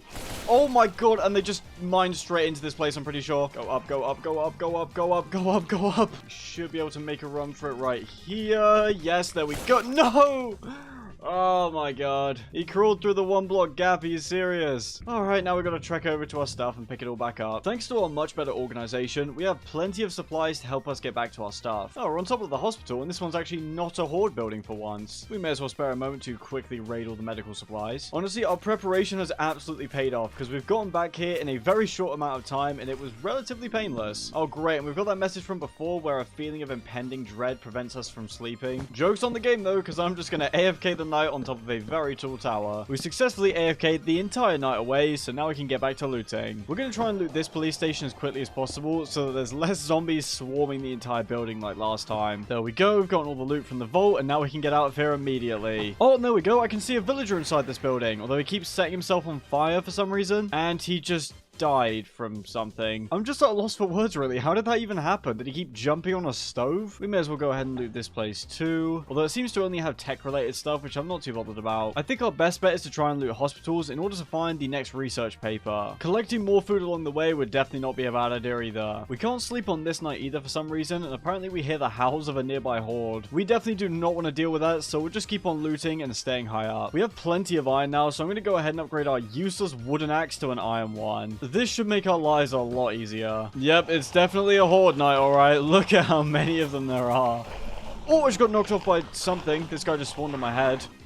Why are they all jumping? And I'm dead. Cool. Somehow just got blown up. Okay, apparently that guy was explosive, so hitting him was the wrong thing to do. Maybe we have to shoot them from range. I guess I'm gonna have to wait out yet another night while AFK, because there's no way we can get our stuff back in the middle of a horde night. Alright, we should be able to go and retrieve our stuff now. We've made it back to our stuff yet again. I can now continue with what I was gonna do, which is rob this police station. Also, we finally have a new skill point in combat, so we'll grab plus 4% melee damage. And we'll finally start leveling up our swimming speed as well. Ooh, we found an electric baton in here, and I've heard these are really good because of how fast they attack. Also, I can hear zombies breaking blocks somewhere, so I'm not going any further inside. I really want to loot these apartments because these always have great supplies, but yeah, it's just not happening. There's loads of zombies inside here. Instead, we'll just go ahead and loot this building here. Really? Last night was a horde night, and now the blood moon rises? We're just gonna go ahead and make our way over to the nearest hospital. The electric baton's actually amazing. It attacks so much faster than our mace. We can absolutely destroy the zombies now. Since this is a horde building, we can just farm the zombies on top for some easy combat XP. We're somehow also freezing to death, so I'm huddling around a campfire for a little bit of warmth. The blood moon's finally over. We've now made it to the hospital, so let's see what we can find. We can loot the medical kit here, and that's given us a few different resources. We just gotta fight our way through this place, which is easier said than done. Although we've got to make the most of this, because we're gonna get a ton of combat XP. That seems to be most of the zombies on the stairs dead now. Although I swear, no matter how many we kill, more just seem to show up. We have now got another skill point for combat, like I expected, so let's get another plus 4% melee damage. And let's just go ahead and start making our way through the hospital. The zombies should stay contained, at least for now. I do hear blocks being mined. I really don't like that. Genuinely, with every fiber of my being, I cannot stand the pickaxe zombies. They just make life so much more difficult than it needs to be. The peace and quiet was nice while it lasted. Getting some lava from underground at some point would probably be our best bet, just so that we can clear out giant hordes like this one. Now that the horde's fallen down here, I wonder if we might be able to get back into the hospital. I mean, it's worth a go considering there's just chests lying around in here. Nope, the zombies are definitely finding their way back in. This place right here is new. We haven't seen one of these buildings before. And the zombies are already coming as we speak. Wonderful. There seems to be some okay supplies in this place.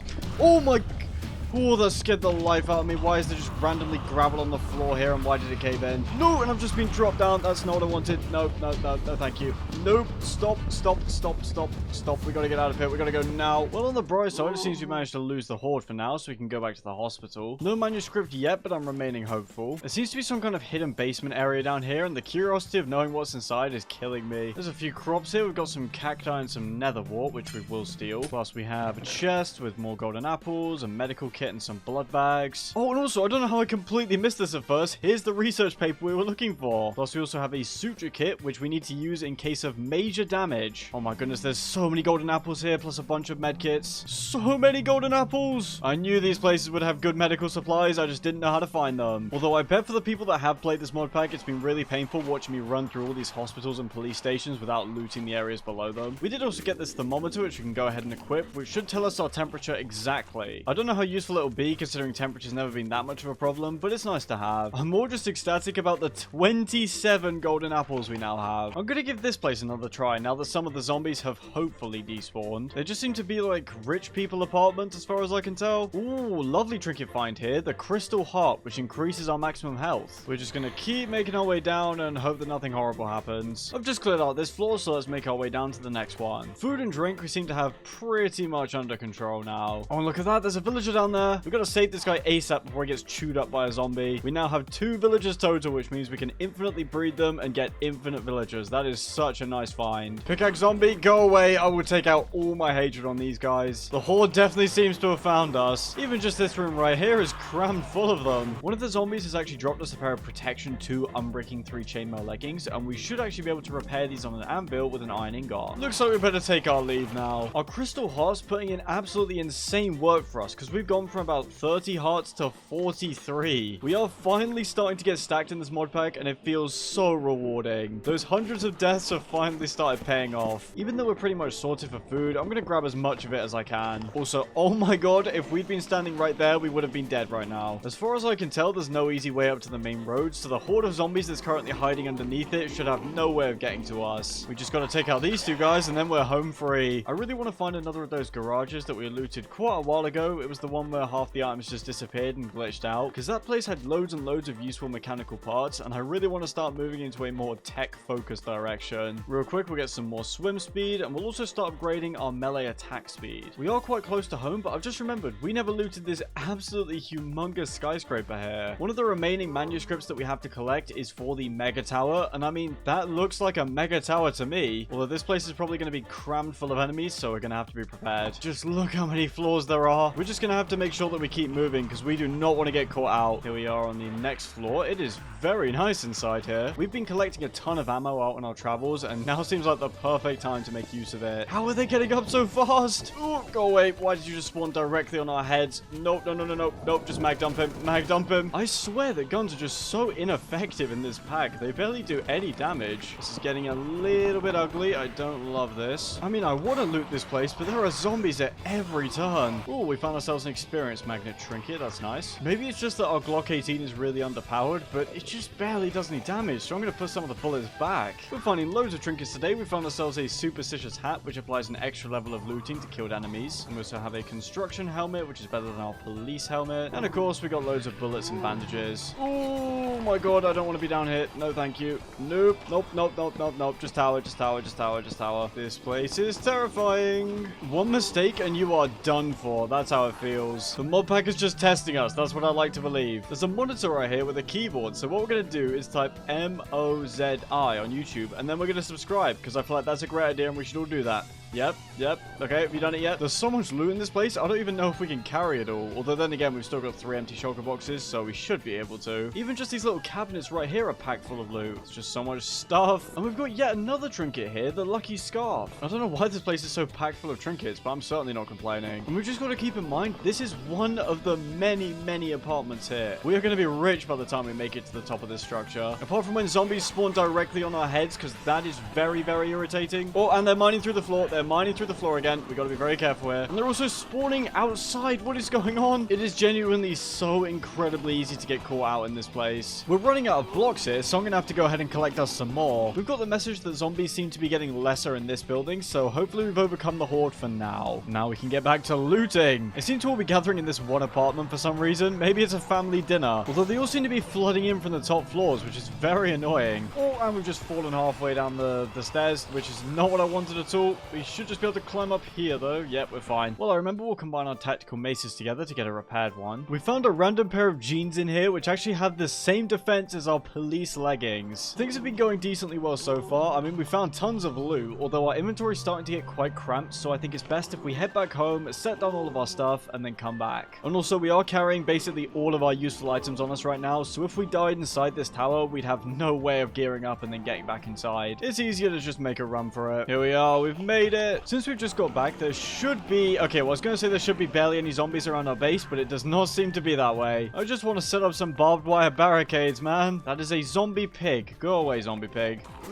Oh man, I just got 2-tapped by some random zombie. Awesome. Oh no, and I accidentally set my spawn inside the tower at some point. This is fine. There should be enough scraps of loot here to get us back home. We might be able to get down if we just hop from floor to floor like so. Not like that. I've already died again. This is not going as well as I'd hoped. A bit of time has passed. We've got all of our stuff back now. I didn't think you guys really wanted to sit through another 15 minutes of me dying, trying to get my stuff, dying, trying to get my stuff over and over again. And yes, I have set our spawn back at our bed now. Before we go back out there, I'm going to go ahead and organize all of our spoils of war. Everything from our shulkers and our backpack has now been organized into our storage system. And the very first thing we're going to do is upgrade our backpack to iron, then we're going to upgrade it to gold, and finally we'll upgrade it to diamond. And now, as you can see, ladies and gentlemen, we have a lot more storage space to work with. I do also want to go ahead and repair these chainmail leggings that we found, and then we'll go down to the beach to grab some sand for glass so that we can make the villager breeder item. Oh, and also, in case of any unfortunate deaths in the future, I've started setting up some emergency recovery kits. Here we go. This should be all the sand that we need here. The zombies are already on their way en masse though, so we do need to be careful. There's just so many of them. I've just realized I wasn't even able to pick up any of the sand that I collected. I've finally managed to collect the sand we need, so we should be good to go now. It looks like we've been cursed with infection and mutagen sickness, but I believe if we eat a golden apple, we should be able to heal that off. Well, we still have the mutagen sickness, but that's gotten rid of the infection. We gotta head back out there. We don't have cobblestone for a furnace to actually smelt the sand we've collected. We do have a few skill points to spend, which is rather nice. And it's a blood moon. Wonderful. We should just be able to grab some cobblestone from inside here. Yes, we can. There's already so many zombies around because of the blood moon. Now we can make ourselves 2 furnaces, and we'll start smelting up all of our sand. We can go ahead and craft up our breeder now. Then we're going to go ahead and throw our villagers inside like so, and we give them some food. Nothing really seems to be happening, so I'm going to bone meal some carrots and see if they'll accept those instead. We don't even have any dirt to plant the carrots in. Oh my god, we're so poor. Okay, dirt acquired.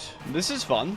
This is good game design. Alright, let's go. Let's make a run for it. This is the worst. At least the blood moon's over now. And I'm finally on the stairs back home. Let's see if these picky villagers will accept this as a food source. I mean, there's still nothing here. Maybe they just want even more food? I just went ahead and tested things out in a creative world, and I could not find a way to get villagers to breed. Even with the traditional Minecraft setup with beds just set out in the open, I couldn't get them to make any babies. So in that case, we'll just skip straight ahead to trading with these guys. I really want to make their dedicated trading block so that we can safely contain them and not worry about them being eaten by zombies, but unfortunately this requires redstone. For now, we'll just have to trade with them out in the open. We'll go ahead and lock the librarian's trades with protection 1, and we may as well buy a second so that we can see what his next tier of trades are. Ooh, okay, these are pretty bad. Bane of Arthropods 2 and Backstabbing 2. That's fine though, because the protection is mainly what we care about. As for the other guy, he is going to be an armorer. We'll go ahead and buy chainmail boots off him to level him up, and now he's going to start selling iron armor for us, and we're going to keep trading with him till he eventually starts selling steel armor. Hey, look at that. There we go. We can now buy ourselves a steel helmet, and then we'll just keep buying leggings and chest plates so we can level them up to max. And now we can go ahead and buy ourselves the remaining pieces of steel armor. We don't need to bother with the boots yet because the army boots we have equipped are better than these. Our spare kits chest is looking a lot better now. I know we did just repair these chainmail leggings, but these steel ones are just way better. Now we can go ahead and start enchanting everything with protection. We've already nearly run out of money, so I'll save what we have left in case we need to buy more steel armor. We are looking a lot better gear-wise though. We have Prot 2 on both our leggings and our chest plate. Now that we're done with the villagers for now, we're going to pick them back up because we do not want them getting killed by some random zombie. Since things are a little bit calmer now in regards to the zombies, I want to go down and start clearing out the lower floors. I'm also very paranoid, yep, of zombie spawners being hidden under the floor. We got to make sure this whole place is up to code. All spawners need to be removed. The closer we get to the ground floor, the more destroyed this place starts to look. Ooh, we've got an XP tome here. We might as well use that. The ground floor is definitely an absolute mess. This is why we need to find ourselves a lava bucket so we can deal with stuff like this. I want to head down into the caves, firstly so we can get that lava, and also so we can get some redstone to make those villager trading things. And I think the easiest way to start a mine is to head into the subway tunnels. Into the subway we go. And now we'll go ahead and set up our mine. And actually, while we're here, we need to go ahead and collect some andesite as well for a few different machines. I definitely don't love how boxed in we are down here, because if zombies come flooding through, we are absolutely toast. Our greatest ally in this mod pack is space, because it means that we actually have some ability to move around and block up and escape the zombies. A confined space is pretty much my worst nightmare. Oh, and the exact thing that I've been talking about is starting to happen. Although now that I think about it, we should be able to cheese this a little bit by grabbing some rails. Since zombies can't pathfind on these, nor can they spawn on them, if we just place them like this outside our mine entrance, that should stop anything from happening. In theory, this should be perfectly protected now, but in actual practice, I have no idea. Since we're finally mining ores, we should be leveling up the Spelunker part of the skill tree. Yep, there we go. We've already got our first skill point. We seem to have stumbled into a little water cave right here, so we'll make ourselves some doors. And now we can explore this place to our heart's content. Although there's not much of it to explore, to be honest. Let's just go ahead and mine this way. I would assume stuff like the Deep Dark and the Warden are disabled in this mod pack. That would just make sense. Okay, we have found ourselves a cave right here. I just don't really know what to expect. Are zombies going to start spawning out of nowhere? I just don't know. I'm just going to keep going until we find redstone. We found yet another cave, and this one is also empty. At least we found the redstone that we've been looking for. I really don't like this. It just feels like something, I don't know what, is going to show up and kill us. Well, at least we've got a free chest here. That's rather nice. And it has a diamond shovel for us. It's also time to mine our very first diamonds from this pack. And here's the lava we were looking for. It just feels so eerie to have these empty caves with not a single enemy in sight. In terms of the skill tree, I'm just fully focusing on mining speed. Fortune really isn't that useful considering we don't really need to mine any ores. We can just loot houses and find whatever we want from them. Well, this whole thing was shockingly more relaxed than I expected, so let's head back home. And it looks like our barricade here actually worked. The zombies weren't able to get through. I'm trying my best to clear out all the zombies that are holding items because that's how we get these hordes that just do not seem to ever go away. Hey, we've got a cute little otter down here. That's a nice relaxing break from all the horrific zombified creatures that are outside. Can we pick him up?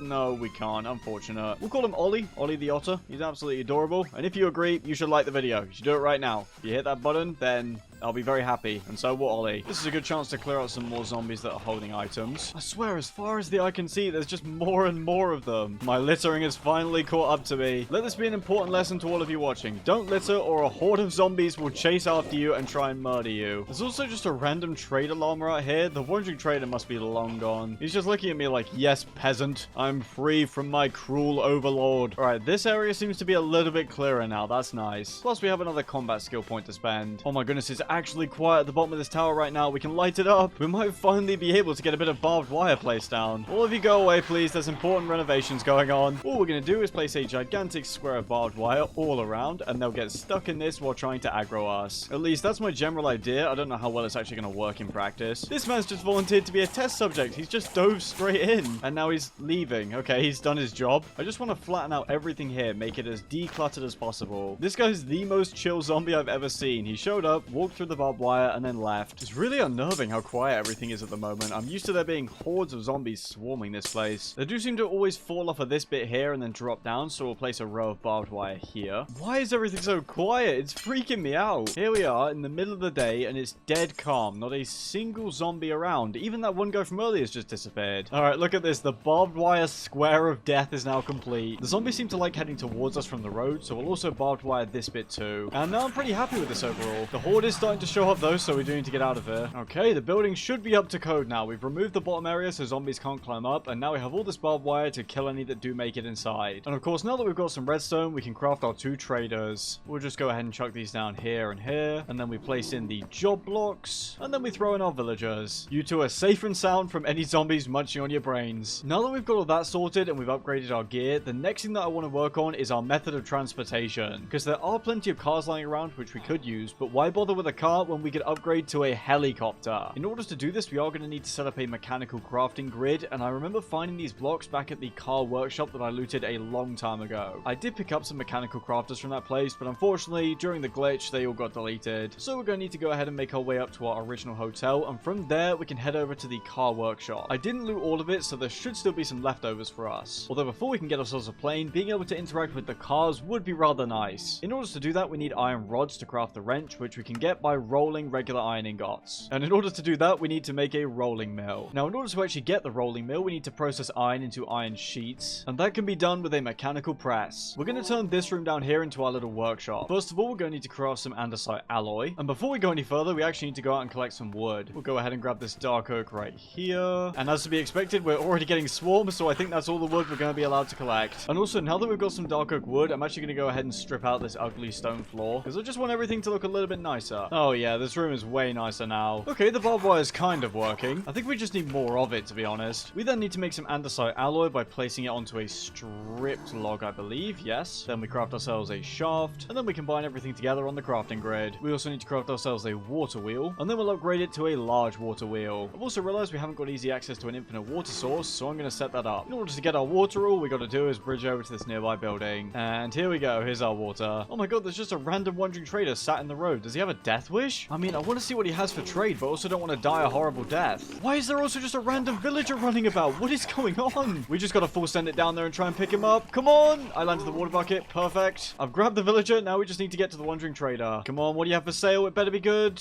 This looks good. Can we pick him up, maybe? No, we can't pick him up. We can't pick him up. I've also landed down here, which is not what I wanted at all. Okay, well, let's not get ourselves swarmed here. Even with our new steel armor, we are going to be taking way too much damage if we try and fight all these guys at once. I don't want to get swarmed, so I'm just going to dip. I think you have some steel, which would be nice, so I'll grab a bit of that. And there we go. Job done. We're out of here. I do appreciate the free villager that we just randomly got. That's rather nice. Although, unfortunately, we don't have enough glass to set up a trader for him. He is going to be really useful, though, because we'll set him up as another librarian, which gives us another chance at getting mending once we upgrade these guys to master. And also, I really want some unbreaking books. Anyway, now we can set up our infinite water source. And then over here as well, we'll set up our water wheel. Okay, perfect. It was a bit bigger than I'd expected, but it's now up and running. We're then going to go ahead and throw in a large cogwheel plus a small cogwheel. Then we add our mechanical press and a depot underneath. We then go ahead and place our iron on the depot. And now slowly but surely, the mechanical press is going to crush that down. We just got to repeat that one more time. And now with these, we have all the resources we need to craft the rolling mill. We can just have it floating up here like this, which is very weird. And now in theory, we should just be able to throw our iron into it like so, yeah. And then once enough time has passed, we'll be able to collect our iron rods. And then at last, with our iron rods and some iron ingots, we can craft a wrench. Now all we got to do is find a car to steal. No, the zombies are evading evading the barbed wire. How dare they? There we go. Car spotted. In theory, we should just be able to run over and click it, and that doesn't do anything. Why is it not working? Okay, well, I just whacked it with the wrench, and it broke into a million pieces. No, I haven't seen your car, but if I do find it, I'll let you know. Does that mean every time we drive around, we have to actually park our car, and we're not able to pick it up like a boat? Because if so, that is a massive pain. In order to actually rebuild the car, we need a car workshop. Thankfully, the car workshop is pretty simple. It just requires a piston and 6 iron ingots. It turns out in order to actually use the workshop, we need 8 workshop parts, which are just these things here, crafted with 7 iron. It's a little bit expensive, but we do have plenty of resources. I will go downstairs and put this in our little factory. The workshop goes right in the middle, and there we go. Now we can interact with this. Oh no, there's this button called spawn car, which means, yeah, I'm pretty sure it's impossible to carry them around in your inventory. I mean, it makes sense, but still, because we have to spawn our car up here, we're going to need to drive it along our bridge and then bounce it down the stairs so we can actually get it onto the road. We'll go ahead and slap this thing down right here. And now we just got to go ahead and reassemble the vehicle. And go ahead and click spawn car. No space. Please remove blocks above. Okay, I think it's these signs that are in the way. Hey, there we go. Now it works. I've had a quick look at the controls. Apparently, we need to press X to start the vehicle. And there we go. We now have a drivable car inside our own house, which the game really does not like. This entrance here is going to need a bit of reconfiguration. Although, having said that, I don't know if cars can trigger pressure plates. Oh my god, they can. However, unfortunately, it can't fit through this 2-block gap, so we are going to have to get rid of this. Okay, we should be good to go. Now we just got to drive the car down onto the road. I really should have made this 2 blocks wide. There we go. We're good. We're good. We're good. We've got it. Wait, I've just figured out we actually can pick it up. I just didn't know how to. All we got to do is shift right click while we're in the car, and suddenly our character starts carrying it. I mean, I would have loved to have known that before I destroyed the entrance to our house, but hey, at least we know now. I mean, in all fairness, can you really blame me for not knowing that our Minecraft character can just casually pick up an entire car? Unfortunately, we have a feeling of impending dread, so no sleeping tonight. Just have to wait it out while I go ahead and try and fix this absolute mess of an entrance that I've created. I mean, that doesn't look terrible, I guess. A new day has dawned, and before we can actually get our car properly on the roads, we need to go ahead and fuel it up. Whenever you first craft a car, it starts with 10% fuel just so you can get it to the nearest petrol station, but we don't have to do that. At least I thought we wouldn't have to do that because we did pick up some fuel canisters ages ago, but those also got deleted in the glitch. Looks like we're going to have to head out to the mechanic's shop on foot and hopefully find some fuel canisters along the way. Look at that, the barbed wire is working. It is pretty unfortunate that we basically just have to run the entire way, but that's life, I suppose. And of course, there's a horde building right there, so we're just going to get absolutely jumped. Why does there have to be a horde building right above the road, man? I swear, this modpack is just designed so that anything you want to do is as painful and as difficult as possible. We'll just go ahead and use a blood bag to heal up, and I guess we'll just go ahead and try again. Although this time, we will not be using the highway. And we've got yet another feeling of impending dread, so we can't sleep again. We hear the howls of a nearby horde. That does not sound good. And also, fun fact, we are freezing to death. Not gonna lie, I'm pretty sure we just freeze to death here. Yep, I guess we're just gonna sit inside till it's daytime again. I tried using our lava bucket to warm us up, but it just didn't really work. Right, it's now the next day, so we should just be able to run over to our stuff. There we go. We can just grab everything. We have taken a bit of damage, so we'll use a med kit. And then for caution's sake, we will go ahead and just bridge over. And we're getting a bit more use out of this bridge here, because we can use it to rejoin the highway. Really? Double Weezer spawn on the bridge? Are you serious? I want the guy with the axe to stay away, because he's going to do way too much damage to us. In fact, I think I'm just going to tower and deal with him here. Oh my god, wait. The guy with the axe has strength 4. That was absolutely terrifying. I'm glad he's dealt with. I reckon he had the ability to either one-shot or two-shot us. I'm so mad that the fuel canisters despawned. Imagine What? Okay. Imagine just zooming along this bridge in a car. It would be so nice. I don't get these random villager spawns, by the way, but they're definitely welcome. There's a petrol station right here, too. That's so annoying. I was going to say we could get lucky and find a fuel cannon here, but it doesn't look like it. There is a lot of food, though. It feels kind of nostalgic being here. I definitely don't miss how painfully weak we were back then, though. I still remember just how long it took to build this bridge. The only issue is I kind of remember what the workshop looked like, but I also have no idea where it is. I thought it was somewhere around here, but I can't see it. Although now that I think about it, I think these buildings are workshops. It is a horde building, which is just wonderful. I'm thrilled about that. Oh yeah, we're right. This is a workshop. We'll be collecting mechanical parts in no time. Here we go. We've already got treated wood, electronic components, and nether brick. Plus, this car actually has blocks of coal for the wheels, and since we're going to be powering our new plane with coal, we're going to be collecting all this. Did I say plane? I meant helicopter. I don't trust myself to fly a plane. Here we go. We've got some electrum in here. I don't really know what everything does and what's useful, so I'm just going to pick up everything that we find. Go away, Weezers. I'm not interested in you. go. We've got mechanical crafters here, which is exactly what we need. There's already zombies showing up, so I'm just going to pray that no digging zombies spawn. Also, here we go. Here's the first fuel canister. And we've got a second in here. These places are so stacked full of loot, it's insane. They also appear to be stacked full of enemies. There definitely is a horde forming below us, so I do want to be careful of that. We do have more mechanical crafters here, which is lovely. And loads of aluminium plates and treated wood planks. Supposedly, there's a hidden basement in these workshops, but I have no idea how we're going to get there without dying. We do also need to find one more mechanical crafter so that we can actually make the propellers for our helicopter, so we need to raid a second garage. If we were actually allowed to leave, though, that would be lovely, instead of just getting swarmed every 3 seconds. We'll just go down here, and then we should be fine. And then we'll just water bucket up right here. Just checking the map, there seems to be another garage not too far off. Oh my god, why is there one of those guys just wandering around? Here's our next garage. It is a bit smaller, but it should have all the loot that we need. Here we go, here's the remaining mechanical crafters that we want. Plus, we got some extra goodies in these nearby chests. For some reason, it's really quiet down here, which I don't like. There should be zombies chewing at the walls to try and get to us. Wait, there's a bunch of car workshop parts in here. We could have got all this for free. I've found the hidden basement area. I don't know if it's going to be full of zombies or not. Okay, there's one with a sword. We'll just go ahead and kill him. Oh my god, wait, they're all down here. Oh no, that's really bad. That's really, really bad. Break! How is one meant to survive this? I don't know where I'm going, but I'm just mining forward. Okay, I've somehow managed to dig myself out. We gotta go. This is all slabs here, so I can't even climb up onto the blocks. Go away. Ooh. I honestly have no idea how we survived that. Also, we do have infection, but this is why we keep an emergency golden apple on us at all times. It's unfortunate because I would have loved to check out whatever was down there, but yeah, no chance we're surviving that. The Desert Eagle seems to be the only gun in this game that actually does decent damage because we absolutely blasted that sword zombie down there. Right, let's go ahead and make a run for it and get back onto the highway. We actually need to go ahead and mine blocks because we don't have enough to get back onto our bridge. All we got to do now is make it back home. Although before we do, we need to fill up our fuel canisters at the gas station. I switched between saying petrol station and gas station for you Americans that are watching. Also, I've lost our water somehow, and that is very annoying. I don't know if the city planners thought about this, but this gas station is impossible for anyone to actually reach. Of course, I'm not complaining because it means we don't actually have to deal with any of the zombies down there. All we got to do now is go ahead and fill up our canisters one by one. See, I would love to just mine these and take one home, although they do have a limited amount of fuel in them, but I don't know if that's going to blow up this whole area. I don't know, it just seems like something this mod pack would do. Anyway, we now have fuel for a car and the ability to craft a plane, hopefully. Oh, hello. Now, if I remember correctly, these guys blow up, so we're going to kill it from a safe distance. I do not want to die this close to home. And now every zombie in the game is trying to show up, so we better get out of here. It's because they're all attracted to sound, so using a loud weapon like the Desert Eagle just attracts every single zombie in the area. Here we are, home sweet home. Now I've got to go ahead and start organizing all of the loot that we've collected. In order to actually set up a proper crafting area for these propellers, we're going to need to actually expand our workshop downstairs. I'd like to preface this by saying I have absolutely no idea what I'm doing, so if this turns out absolutely rubbish, it's not my fault.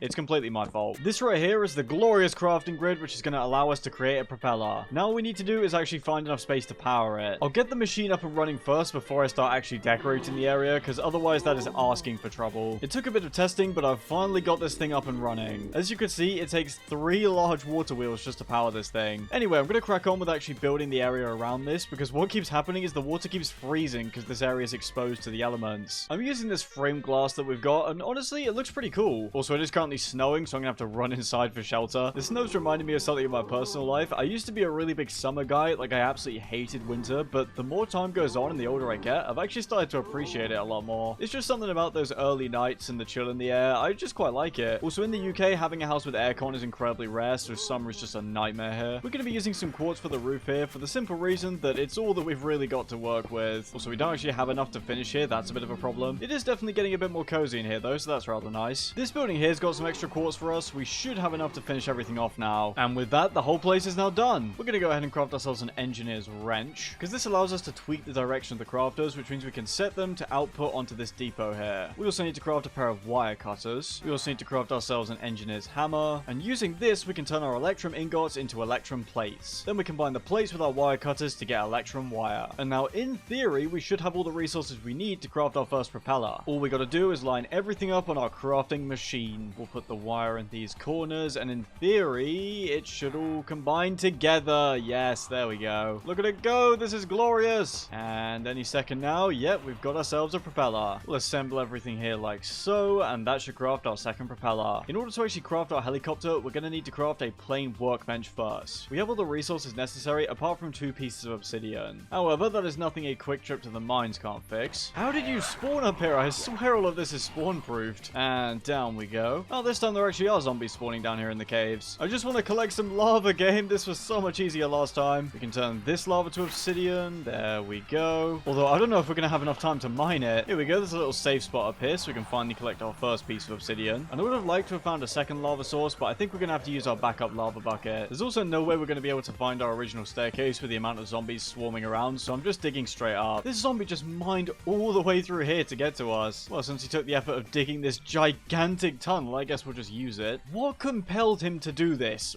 Why did he do this? Why? Oh, I have so many questions. Also, while we're here, we'll just go ahead and collect our next piece of obsidian. Right, we've got that now. And to his credit, he actually gave us a perfect tunnel right into the subway. All we got to do now is put everything together in order to craft the plain workbench. And now in theory, all we've got to do is place our 2 propellers in plus 7 logs, and we should get ourselves a helicopter. It is going to be made of birch logs though, and I absolutely hate that, so we're going to go get something else. Here we are. There's some dark oak down here. That's much better. Right then, let's try that again with dark oak logs. That's much better. We've now successfully crafted ourselves a brand new helicopter. That is massive. Look at it. It's beautiful. Thankfully, unlike the cars, we can just pick this up at will. There is one thing that I actually forgot in order for us to power our new helicopter, and that is a furnace engine. I believe in order to actually craft the engine, we need to update our crafting grid. In theory, this should all work properly now, and it doesn't. Wonderful. Oh yeah, it does. Never mind. There's always a bit of a delay when you start crafting something, so I think it hasn't worked, and then it eventually does. Look at that. We now have ourselves a furnace engine. We'll go ahead and place our helicopter down on the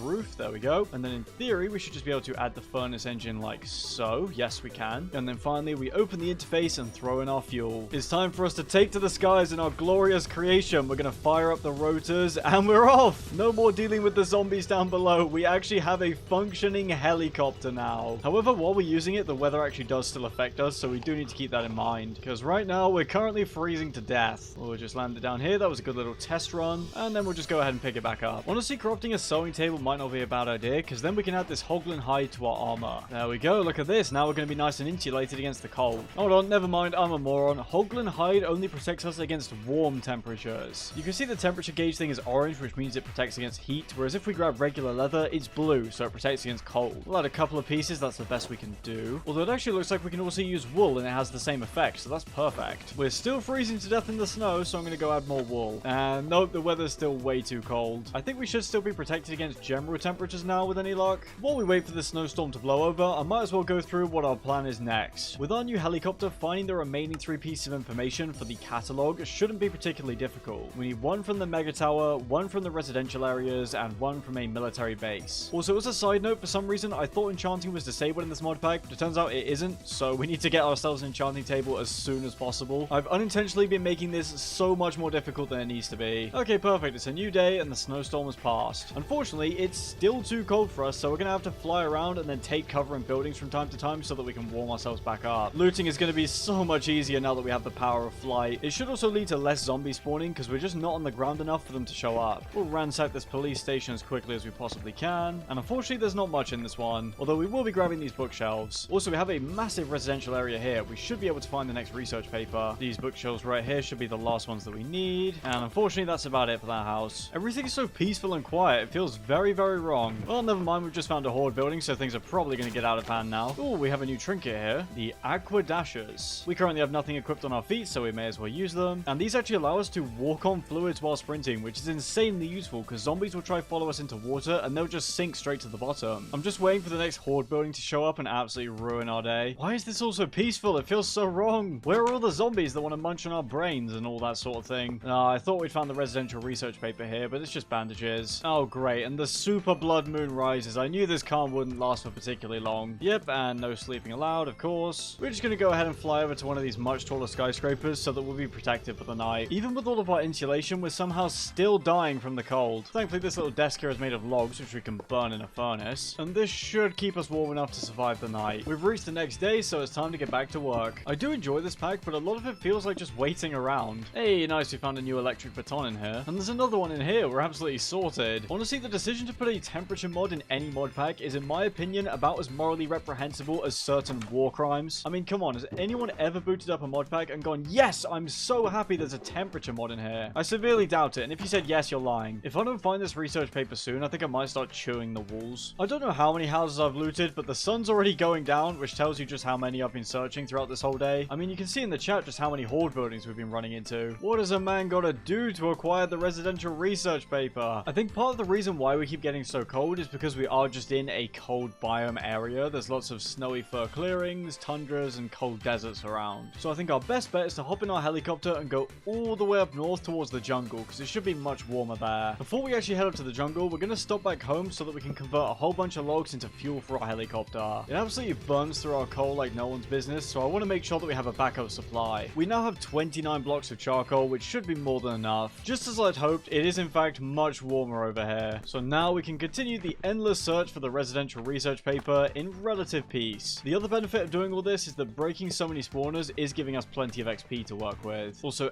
every single time I see bandages, I think that we've finally found the research paper. Well, we've searched this whole residential area with no sign of the research papers, so we're just gonna have to move on. Oh, hello. Well, we haven't found any new residential areas, but we have come across the actual mega tower. If you guys remember that tower that we were looting earlier, that big white tower, that was the wrong tower. I thought that was the mega tower. It's not. This gigantic structure is what we're actually looking for. We're gonna go ahead and set our spawn here, as well as leave our helicopter behind, so that if we end up getting destroyed inside this tower, we could fly back home and gear back up. And also, there's supposedly a mini boss inside this tower called the human herder, which we probably do not want to run into. Apparently, the loot in these places is pretty solid, although what we're mainly concerned about is the research paper. There is a giant elevator shaft, but unfortunately no actual elevator for us to use. So far, this place has seemed pretty chill. I mean, I think I've seen one zombie maybe? Oh no, those are the gardens. That's where the human herder can spawn. We're just gonna ignore them completely because I don't have a death wish. Looks like we finally made it into the residential area. And there we go. I missed it at first because I was too busy looting all the money from this cabinet like an absolute gremlin. We found the next research paper. We just have 2 more to go now, residential and military. Looks like we're also going to be finding some new trinkets in this tower. We've got the lucky scarf in our necklace slot right now, which just gives us an extra level of fortune. I think the panic necklace is going to be much better. An increased movement speed after taking damage is absolutely lovely because it means if we get caught in a zombie horde, we have a better chance of managing to escape. We also have an obsidian skull trinket here. Oh, never mind. We're never going to equip it because the crystal heart takes up a belt slot, and that is just by far the best trinket in the game. Also, I assume that in order to live in this tower, you have to be very, very rich because we are just finding a ridiculous amount of money. We found a pocket piston trinket here, which will increase our knockback. There we go. Cool. We also have steadfast spikes, which grants us immunity to knockback. The aquadashes are pretty cool, but immunity to knockback would be absolutely lovely because I can't tell you guys the amount of times I've been knocked off of something because of a zombie attack. So many trinkets. We've now found the power glove, which just increases our damage. Lovely. Ooh, there's a cross necklace in here. That's rather tempting because the panic necklace increases our movement speed after taking damage, but the cross necklace increases our invincibility frames, and those seem way more valuable. Also, I found about 3 of these research papers so far. Why can't we get this kind of luck for the residential paper? That's this floor looted. We still have many more to go. We've also got a snorkel trinket here, which allows us to breathe underwater. We may as well equip it because all the superstitious hat is doing is giving us a few extra pieces of string and rotten flesh. Oh, I wish we could take this. The cloud in a bottle, which allows us to double jump, but it would take the spot of our crystal heart. We've got feral claws here, which will increase our attack speed, and I think those are worth taking over the pocket piston. Looks like we've reached the maintenance floor of the tower now. I mean, if I actually knew how to use all of this tech, I'm sure it would be very, very useful. Here it is, ladies and gentlemen. Looks like we've reached the very tip top of the tower. Looks like the Wandering Trader is the only other resident in this building at the moment. We're slightly cash rich from all the pillaging and robbing that we've done, so we're gonna buy out his whole stock of .50 AE. That should give us a whole stack. That's insane. I guess we'll also buy some aluminium, and I don't think we'll end up using a shotgun, but we may as well buy out his inventory of shells. We'll go ahead and use our water to get down safely here. There we go. Easy does it. Now, I have heard there's decent loot at the bottom here in the parking garage, so I want to check that too. Oh, and zombies are already spawning down here, so this might not be my brightest plan. Oh, yeah, they're definitely showing up. We should get out of here. I've decided I actually don't want to die a horrible death in the bottom of a parking garage. For now, we'll continue the miserable search for the residential research paper. There's a couple more residential buildings here for us to check. A couple more houses here. I'm starting to think this research paper doesn't even exist, and it's all an elaborate prank by the developers to see what one man will do just to try and progress in their mod pack. They're wondering how far can we push the limits of human sanity. Finally, we found the research paper. I am never going in one of those houses ever again. So long, fools. We're out of here. I must have looted at least